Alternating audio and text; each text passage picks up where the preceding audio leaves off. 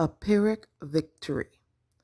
The summer holidays were upon us, and I was happy to be out of school in order to help father. We had so much to do. For instance, the yams needed hoeing. Father started first.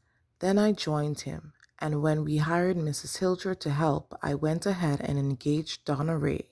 I said, "You want to make a few shillings hoeing yams?" And grinning, she replied, "Why not?" Just like that. That girl had spirits. She was charming too, working alongside of me, hoeing her own row while we tried to race each other to the top of the field. It was something to see her, a little Mrs. Hilcher, like her mother's, her waist belted and gathered to bit to keep her hem above her knee and out of the earth and dew. Hoeing is hard work. First, you loosen the soil up, pull the weeds out, shake the earth loose from their roots, then drop them horizontally to die on the spot and replenish the soil. But that was not all. You were required to use the hoe blade and shake up the yam hill expertly without bothering what was growing in it. And I think this operation increased not only aeration but water seepage as well. The yams were bully, their bamboo hosts heavy with their vines and tendrils. I knew, I knew it, that we were in for a bumper crop. I could easily skip by summer and tell you only of the bumper crop which we had, but no worthwhile boy ever slips by summer just like that. Often I went up to the village to play cricket. I couldn't bat very well, but as a bowler, I was better than average and was very respected by whomsoever was facing my fast delivery. After practicing several afternoons, we, the village, invited visitors to play against us, and it was a two-team affair, in fact, as juniors first, then the seniors playing against the visiting teams. It turned out to be a fair really, held on August the 1st, and what a day! People from every nook and cranny in the hills and the valleys, people who you hadn't seen in a whole year. And there were those who had come in trucks with their teams, some too from up the road and down it. There was music on the grounds, and there were stalls selling food. Our junior team won against the visitors, won 95 to 84, and I had done well in taking 5 of the 11 wickets, well enough to have been invited as a standby for the senior team. Father was there, but he didn't play. Once captain of the senior team, he didn't even play today. He just walked around, nothing showing of the quick laughing man everybody once knew. Ma was there, and Jake as well. Arlene and Brad, the whole family. Ma was indeed pregnant. Jake looked happy, and yet he was not happy. He was not the man who seemed capable of even a thing as elemental as happiness. You looked at him and wondered if he could participate in the yet unknown to me but much talked about bliss of kissing. He didn't look it. He seemed cold. He seemed indifferent. He seemed too clinical. Our senior team went and lost the game. The musicians were tireless, belting it out in an almost continuous stream of melodies, and the valley was joyful with the music, the hills bouncing it back and forth. Towards evening, when the day borrowed coolness from the river and the hills were darkening up, I danced with Donna Ray. She was supple and lissome. She was everything. Ma talked to me. What was going on between Donna Ray and me? What between father and Mrs. Hilcher? Nothing, I said. You surprised me, Remy. That girl, I am hearing things. She's not, she's not your class. I filled in for her. I won't allow it. Though I imagine a thing like that. Why don't you come home to us, Remy? She asked in a soft voice. But I can't, Ma. You know I can't. Why? Tell me why. At Robin Hill? Never. Foolish pride, she said. Men and their foolish pride. Your father lost it honestly. It was his mistake. It was due to his kindness and stupid humanity, I was forced to say. Looking surprised at me, Ma said, "Call it what you will." Then my husband will gladly have you there. Her calling Jake her husband irked me, I said. "I don't like him, Ma.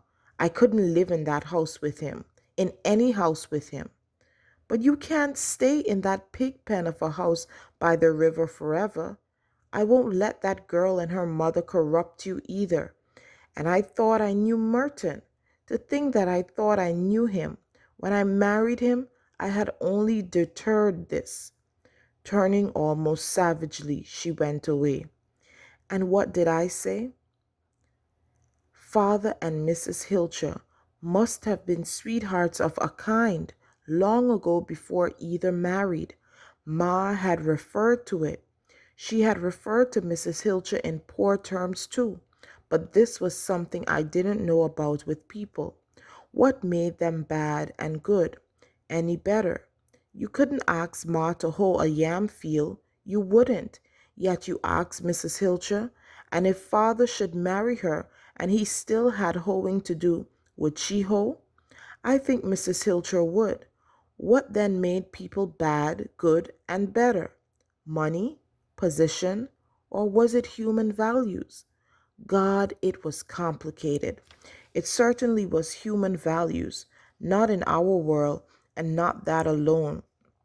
It certainly wasn't human values, not in our world, and not that alone, not in the way it was revealed to me. And it couldn't be just position or just money, although either of them seemed to stand a better chance than the first.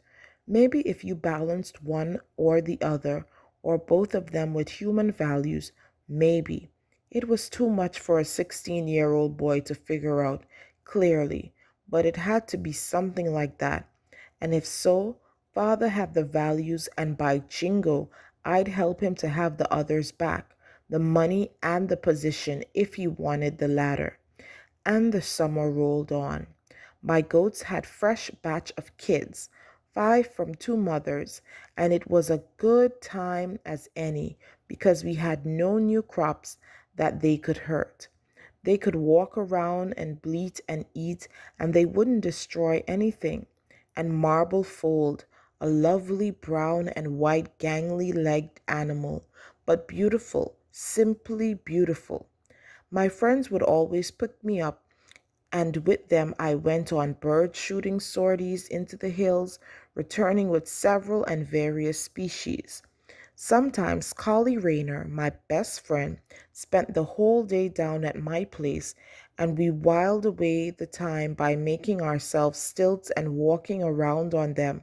And at other times we had endurance swims in the river pools, and I did so many things I had not been allowed to do before, such as going on fish chopping expeditions at night, and once or twice father loosened up and permitted me greater liberties such as crab hunting in the Morris lands some 7 miles away. What a ball we had! What a summer! And Ma had to disturb it. She took father to court, seeking custody of me. It was a battle. I was there. Ma fought the issue on the basis of so she said, of my being exposed to a dreadful life in a dreadful hovel, and of course to undesirables. I knew whom she meant by undesirables, and that rankled me. Father insisted that I had the right to choose the parent with whom I wanted to stay. He stood up in court and he was asking me, "With you, father," I said. "If he's at the age of reason," Ma shot at him. Father said coolly that 16 was an age of reason enough, that many a 16-year-old quieted themselves with more reason, with more responsibility, alas, with more humanity than several adults. The judge was anemic. He looked a man who had a love affair with the whiskey bottle. He called for an inspection of both homes. Ma was gleeful. Herein was her strength. She had Robin Hill. We had a hovel. Father didn't blanch. The court recessed, and the judge traveled to our village, and the inspection was made and a decision drawn up. Ma won, and yet she could not win. I told the anemic judge that to his face. I said I wouldn't stay and that no power on earth was going to make me, that I would run away, hide, do anything. Rapping his gavel, he cautioned me. Outside of court, Ma begged me to abide by the court's decision, to reconsider, but I told her no. I told her never, and she herself knew it. She knew that she could not make me. More than anything, she was afraid that I might put into practice my threat of running away. There in the village, even if I must live in a hovel, she could know about me, see me, dream of having me, but away out in the world somewhere, she would know only worry. She took her Pyrrhic victory home, and I stayed with my father, Son Johnson.